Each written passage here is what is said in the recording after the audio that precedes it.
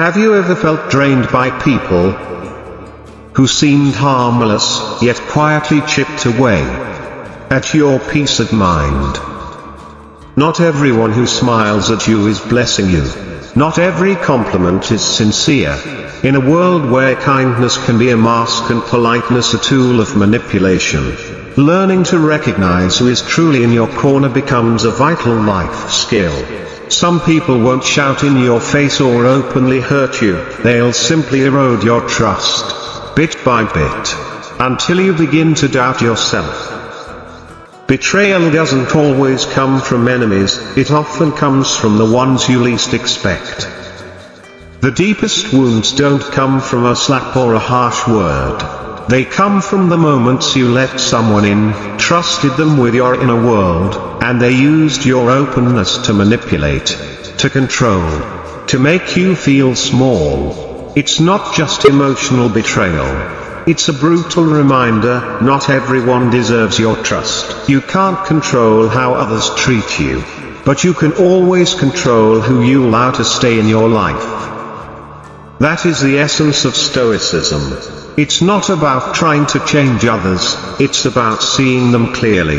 It's not about clinging to false friendships, it's about fiercely protecting your inner calm. And to do that, you must first learn to recognize the 9 types of people you should never trust or respect. The wisdom of choosing who to trust, a Stoic perspective. Marcus Aurelius once wrote, "Stand firm in your mind, don't be swayed by the behavior of others." In today's terms, that means you can't stop someone from being deceitful, but you can stop them from entering your soul like a quiet saboteur. Every relationship is an energy exchange, and if you're not careful, you'll be drained by people who look harmless but are actually toxic. 1. The manipulative friend, a beautiful package hiding a trap. Who are they? They're the ones who listen exceptionally well. They seem to understand you more than anyone.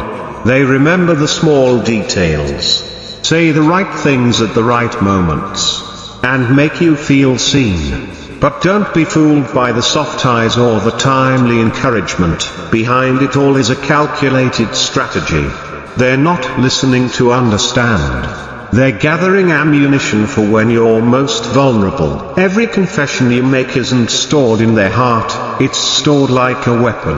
And when you least expect it, they'll use it to make you feel guilty, dependent, or uncertain of your own worth. You'll start asking yourself, am I overthinking this? But deep down, you'll know, something's not right. Respond like a Stoic. Marcus Aurelius said, if someone is mistaken, correct them gently. If they refuse, walk away. Calm is not passivity, it's clarity. Not every smile is an invitation. Not everyone who enters your life is meant to stay. Ask yourself, do they empower you, or subtly undermine you? Do they support your independence, or make you dependent on them? When you succeed, do they celebrate, or redirect the spotlight? The answer isn't in their words, it's in how they make you feel over time. If you constantly feel confused, burdened, or emotionally manipulated, that's not friendship. That's a quiet form of control. Your defense strategy: set clear boundaries. You don't owe anyone an explanation for protecting your peace. Be selective with what you share. No one has a right to your entire inner world. Trust your intuition. If you always feel uneasy after interacting with them, take a step back. They may call you cold, too sensitive, or accuse you of overreacting. But as Epictetus taught, it's not the actions of others that disturb us, but our interpretation of those actions. You are not here to be controlled. You are here to grow. And sometimes, growth means walking away from relationships that make you doubt your own sanity. 2. The constant critic.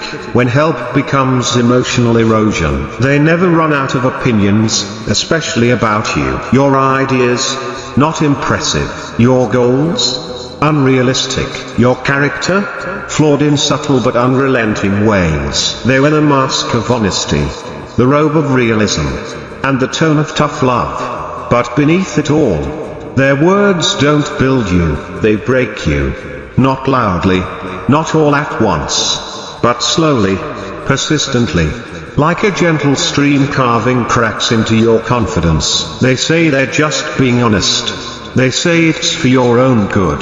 But the truth? Their critique doesn't challenge you to rise, it chips away at your sense of worth. And the worst part? They're often close. A friend, a mentor, a partner, someone you trusted enough to believe. Erosion masquerading as guidance. They don't scream, they don't insult outright, but they nitpick. They downplay your successes. They highlight every misstep and overlook every effort. They notice what you lack, but ignore what you've overcome. Their feedback becomes a filter through which you begin to see yourself blurred, blemished, unworthy, and that's the danger. Not the words themselves, but the way they begin to settle into your inner dialogue. The way you start to believe that every step forward is flawed. That every dream needs their stamp of approval. That you are never quite enough. The Stoic view, criticism is only as powerful as you allow it to be. Marcus Aurelius wrote, "If you are harmed, it is because you have allowed yourself to be harmed." In other words, it's not their judgment that weakens you. It's your internalization of that judgment. But let's be honest, that's easier said than done. Especially when the criticism is constant. Especially when it's delivered with a sigh, a smirk, or a sentence that sounds supported but leaves a bruise. This is where Stoic discernment becomes essential. Filter. Don't absorb. You don't have to accept every opinion handed to you. Ask, is this criticism rooted in care or control? Does it help me grow, or simply shrink? Is it based on truth, or on their own unresolved insecurities? If the critique holds value, use it. Let it shape you without shaming you. But if it's empty, cruel, or endlessly repetitive, let it pass through you like wind through a tree. You don't need to defend every move. You don't need to engage every jab.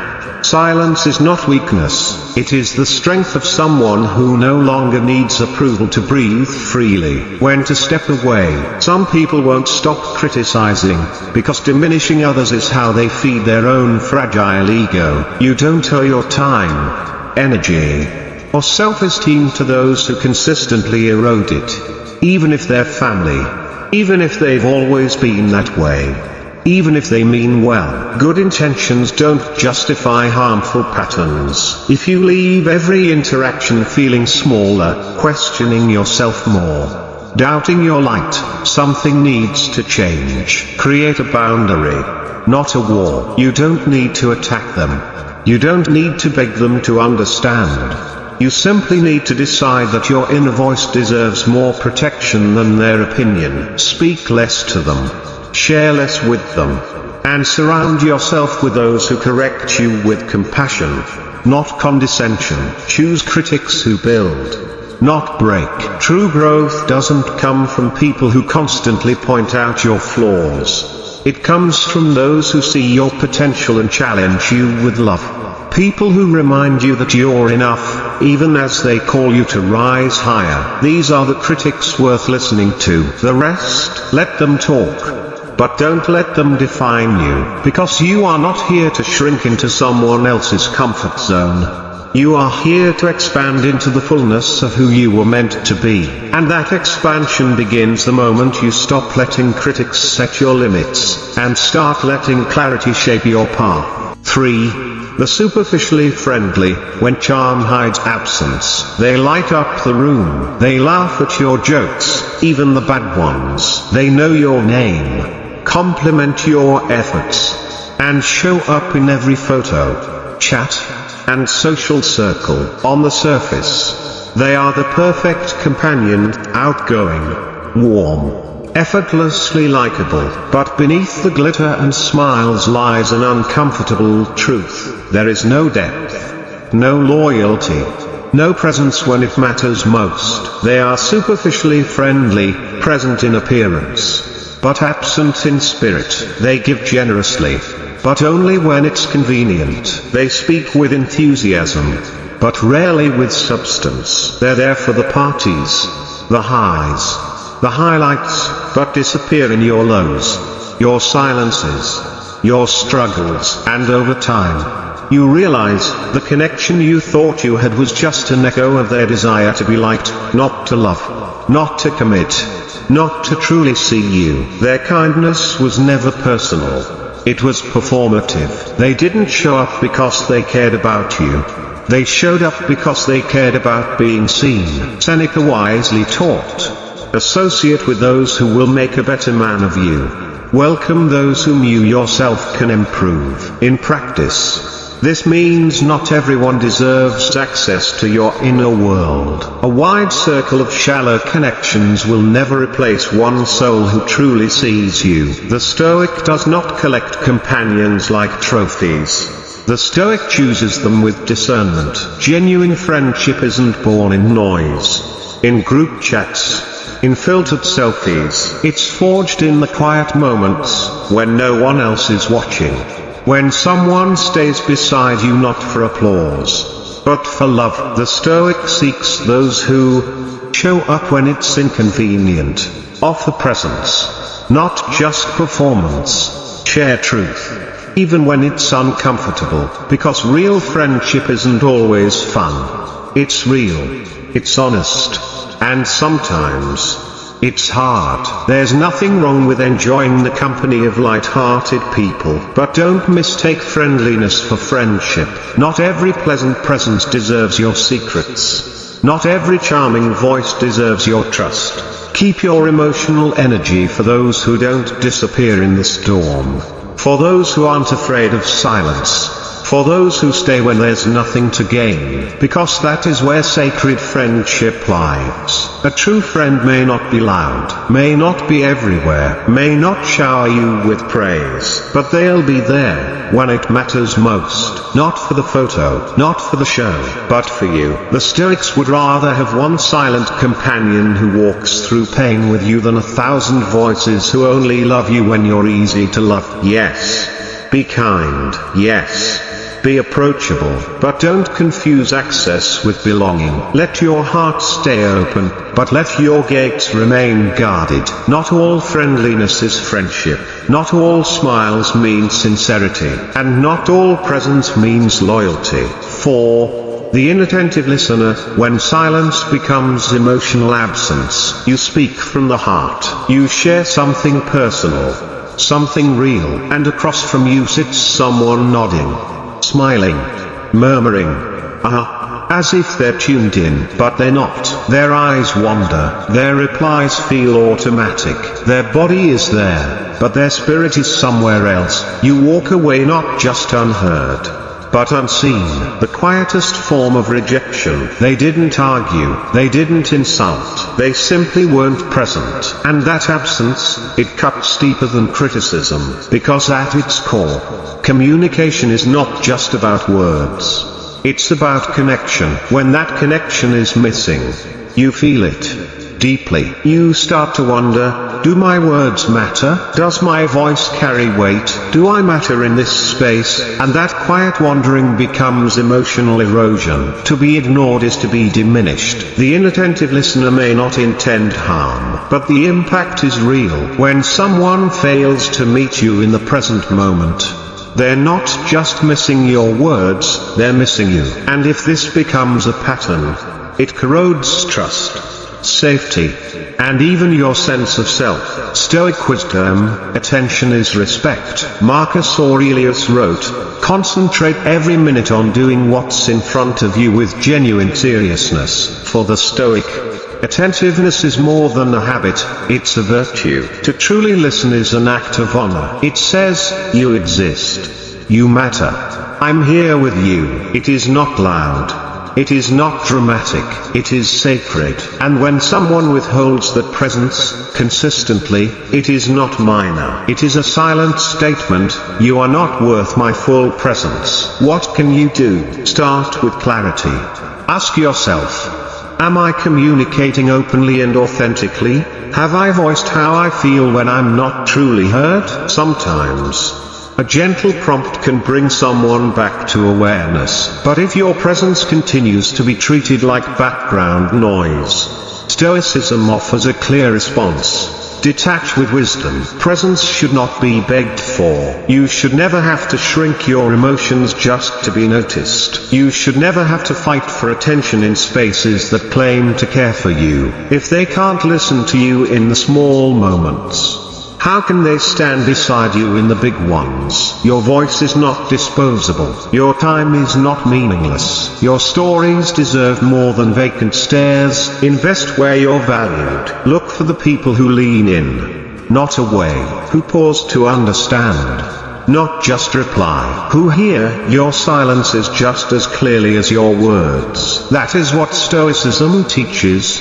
Rare things are precious, and presence is one of the rarest gifts. Don't chase it. Don't plead for it. Simply choose to walk alongside those who offer it freely, consistently. The ones who, without needing to say it, communicate, you matter. I'm here. 5. The self-centered. When every story leads back to them, you open up. You're sharing something vulnerable, your fears, your grief, your joy. But within moments, the conversation shifts. Suddenly, it's no longer about you, it's about them, their opinions, their stories, their drama. You find yourself silenced, not by rejection, but by redirection. And over time, that redirection becomes routine. It's not just that they don't understand you, it's that they don't even try. Your emotions are shadows in their spotlight. These individuals aren't always cruel. They may even seem warm, funny, charming. But when it matters most, when you need to be seen, held, heard, they vanish into themselves. Your reality becomes invisible. Your pain becomes inconvenient. Your words feel like background noise in their one-person show. It's subtle, but deeply disorienting, because you start to question your worth, not because they criticize you, but because they consistently overlook you. The Stoic insight: their blindness is not your burden. Epictetus taught, we may not control how others treat us, but we can control how we engage with their behavior. Someone's lack of empathy is not a verdict on your value. It's a mirror of their own emotional limitations. And once you truly accept this, you stop pleading for recognition in places that cannot offer it. When empathy is absent, beware. It's tempting to try harder, to explain more clearly, to express more gently, to become less demanding. But in doing so, you start shrinking, not just your expectations, your emotional identity. And that's not compromise. That's slow self-erasure. The Stoics would never ask you to accept that fate. What can you do? First, lead by example. Epictetus reminds us, we have 2 ears and 1 mouth so that we can listen twice as much as we speak. Be the kind of presence you wish to receive. Offer the empathy they lack, but don't expect it in return. Then, observe the pattern. If your vulnerability is consistently met with dismissal or indifference, protect your heart. That doesn't mean becoming cold. It means becoming wise. Boundaries are not barriers, they are mirrors. Compassion doesn't require self-sacrifice. You can care without carrying. You can listen without absorbing. You can love without losing yourself. And if they continue to overlook your needs, limit your exposure, not out of anger, but out of clarity. Choose balance over emotional starvation. True relationships respect both your silence and your expression. They make space for your complexity, not just your convenience. The absence of empathy isn't just emotional distance, it's emotional danger. Because when you are constantly dismissed, You begin to dismiss yourself, and that is a cost far too high to pay for someone else's comfort. Stay visible to yourself. You don't need their validation to feel real. You don't need their attention to be worthy. You don't need their empathy to be whole. Let the Stoics guide you. It's not about changing those who cannot see you. It's about making sure you don't disappear from yourself in the process. 6. The constant irritator. When subtle jabs become emotional control, they rarely scream. They don't overtly insult. Instead, they poke. They prod. They leave little barbed comments disguised as jokes. They stir tension with a smile. It's never enough to confront, but just enough to sting. And over time, you find yourself walking away from interactions with them feeling unsettled, off balance, unsure if you're being too sensitive. You're not imagining it. You're not overreacting. You're dealing with someone who has mastered the art of emotional disruption. Irritation as strategy to them. Human interaction is a subtle power game. Every word is deliberate. Every chuckle comes with an edge. Every compliment has a bite. Their favorite tool, your reaction. They feed off it, your sigh, your hesitation, your forced smile to them. Irritation isn't accidental, it's victory. Proof that they still have access to your emotional switches. The Stoic answer, train your response, not their behavior. Marcus Aurelius wrote, "You have power over your mind, not outside events." Realize this, and you will find strength. The irritator may keep performing, but you can choose to stop giving their performance a stage. Because it's not their words that wound, it's your untrained response to those words. And that's where your power lies. This is not a game you have to win. You don't need to outwit them. You don't need to prove a point. You don't need to retaliate with equal cleverness. Why? Because this isn't chess, it's noise. And noise only has power when you stop to listen. Silence is not surrender, it's mastery. The irritator thrives on reaction, but when you meet their provocation with calm, indifference, stillness, their power fades. That is Stoic detachment, not coldness, but control, not emotional suppression, but emotional sovereignty. You see their behavior for what it is, a performance, and you stop giving it your energy.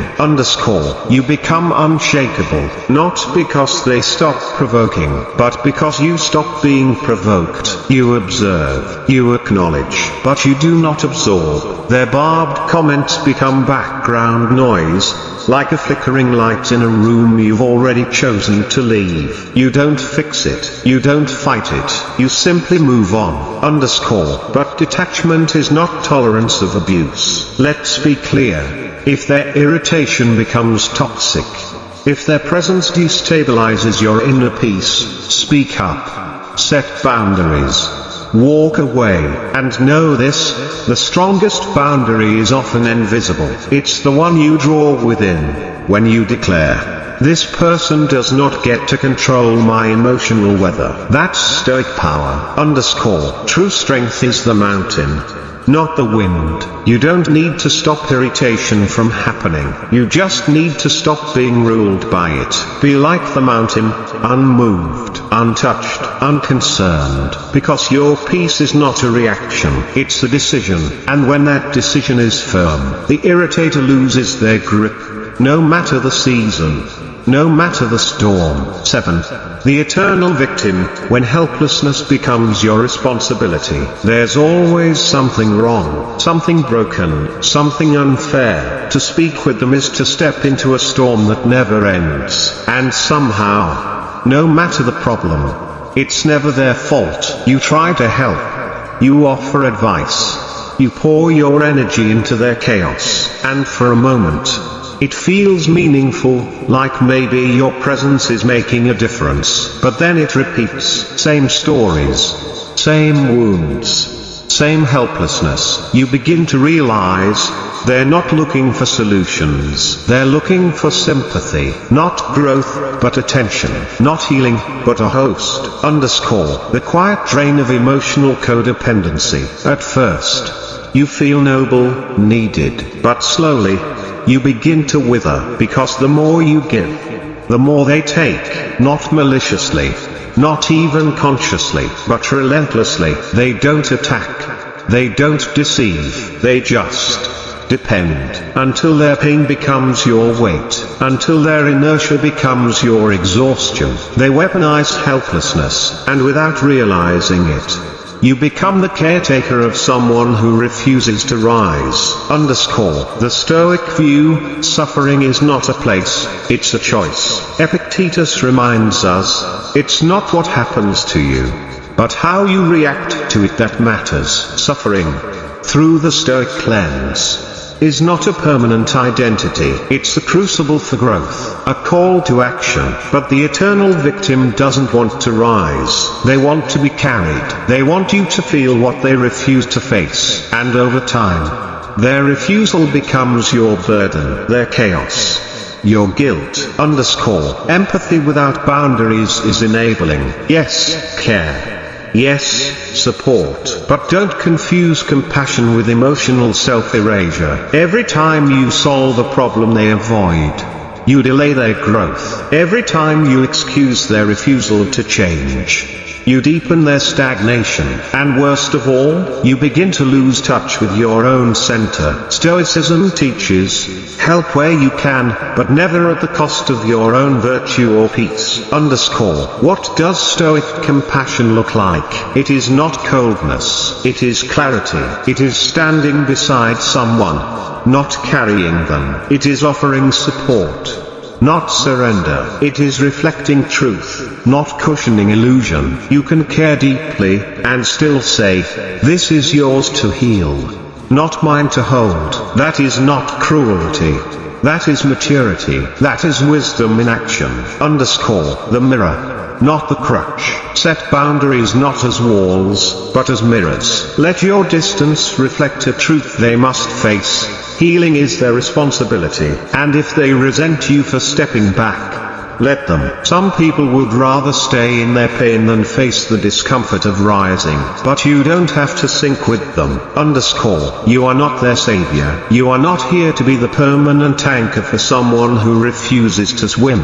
You are not the supporting role in their endless tragedy. You are your own flame, your own source. And protecting that light is not selfish, it is sacred. The Stoics would say, when a relationship drains without replenishing, that is not love, that is a lesson. Learn it with grace, and walk forward without guilt, because your peace matters, and your energy was never meant to be consumed by someone else's refusal to evolve. 8. The two-faced, when loyalty wears a mask, they smile in your presence, they nod with warmth, laugh at your stories, speak your name like it matters. But when you leave the room, their tone changes.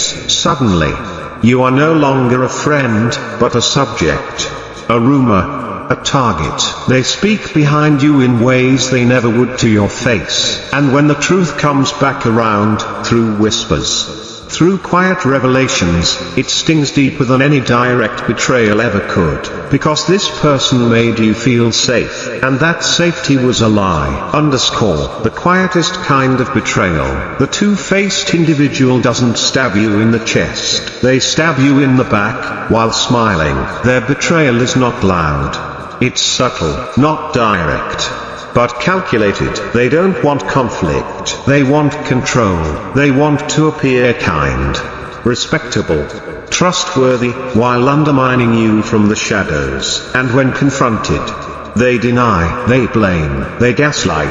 The Stoic response, rise above without lowering yourself. Marcus Aurelius reminds us, the best revenge is to be unlike him who performed the injury. So no, don't match their pettiness. Don't become cold to prove a point. Don't sacrifice your integrity just to expose theirs. Let them reveal themselves, and then walk away with clarity. Because Stoicism Stoicism doesn't call for vengeance, it calls for alignment. Duplicity is not a reflection of you. When someone speaks behind your back, it says nothing about your worth. It says everything about their fear of honesty, of confrontation, of being truly seen. Two-faced people are not brave enough for real connection. They shift masks depending on the room. They fracture bonds to maintain illusions. And the Stoic sees through that illusion. Protecting yourself without bitterness. So how do you respond? First, accept the truth. Stop hoping they'll change. Stop making excuses in the name of peace. Second, withdraw your emotional investment. Don't waste energy proving them wrong. Third, fortify your own integrity. Be the same person in every room. Defend people even when they're not around.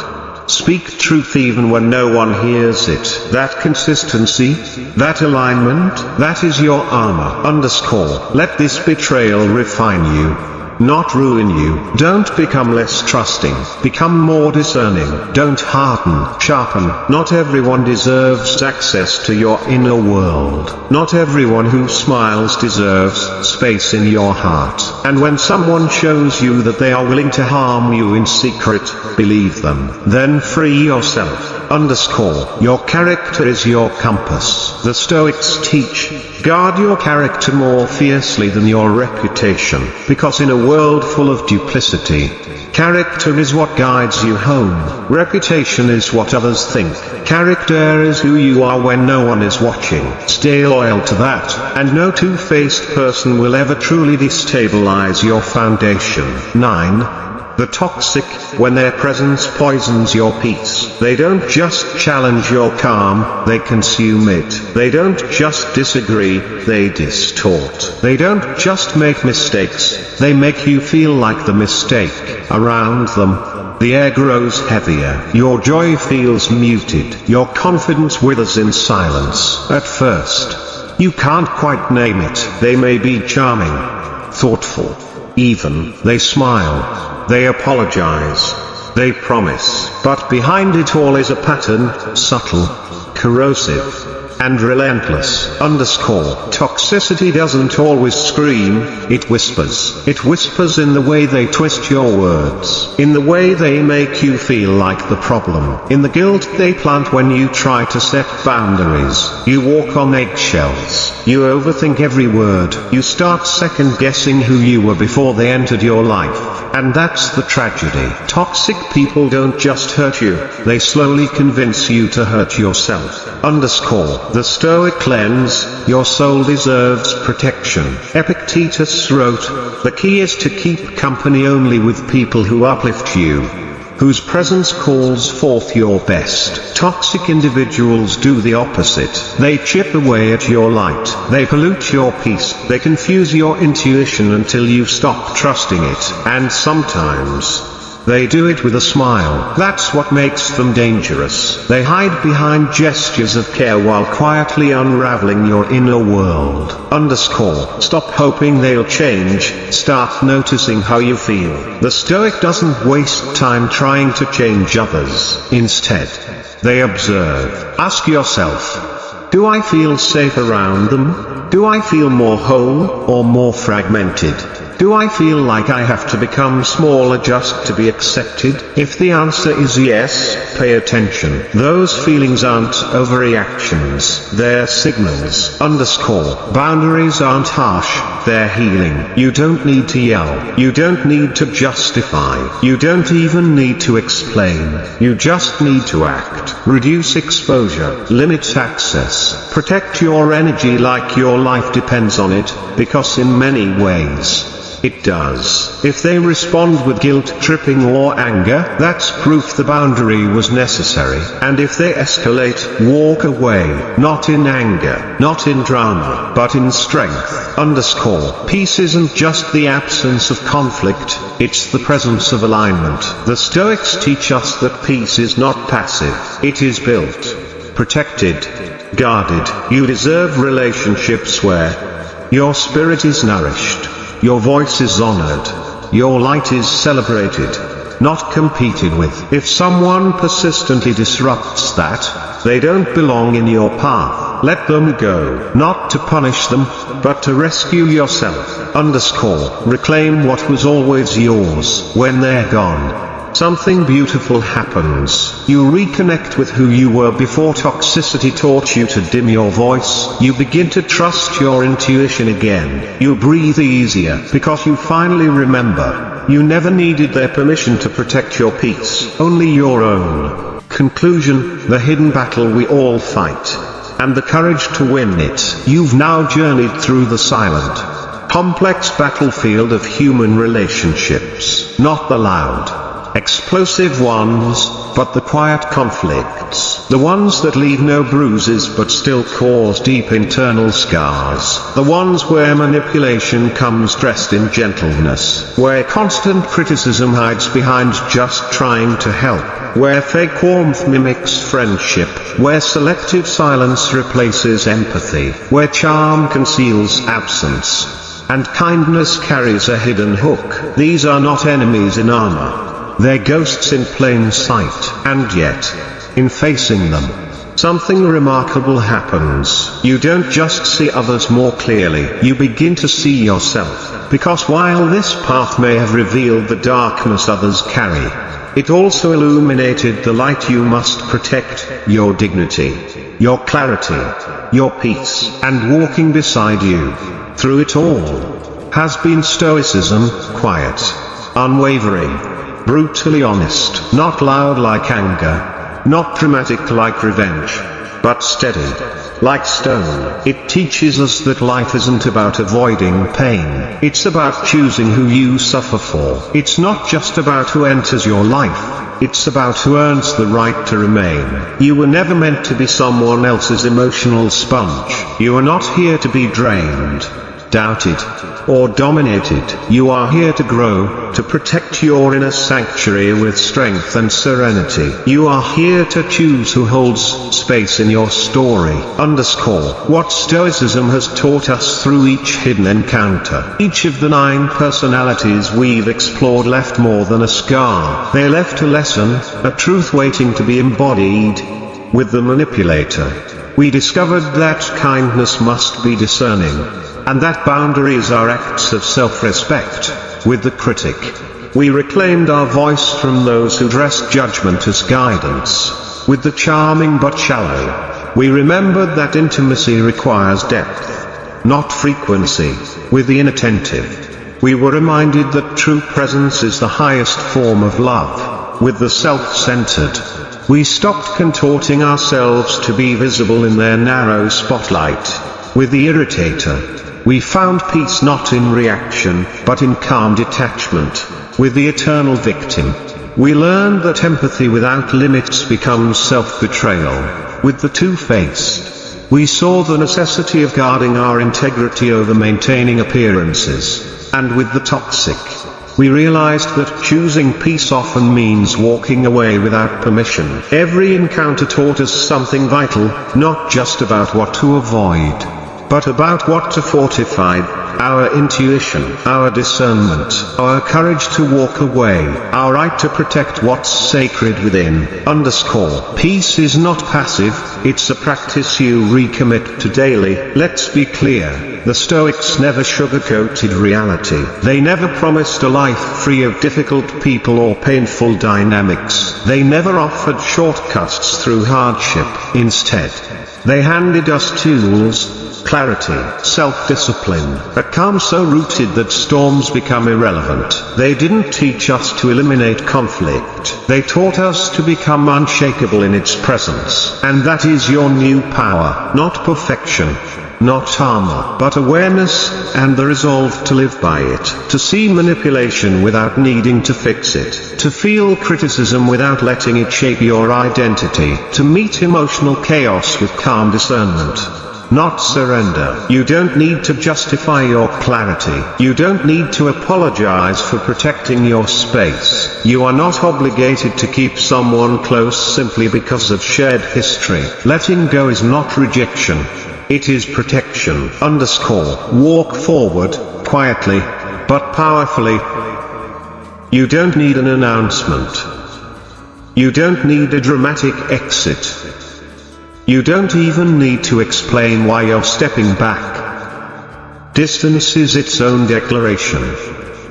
Your silence can say what your words no longer need to. Because your soul doesn't owe anyone a performance, it owes itself peace. You deserve relationships that expand, not diminish. People who challenge you lovingly, not constantly correct you. Connections that reflect truth, not distorted to control you. The Stoic path is not the path of isolation. It's the path of intentional connection, of fierce calm, of quiet conviction. You're not here to cut people off out of bitterness.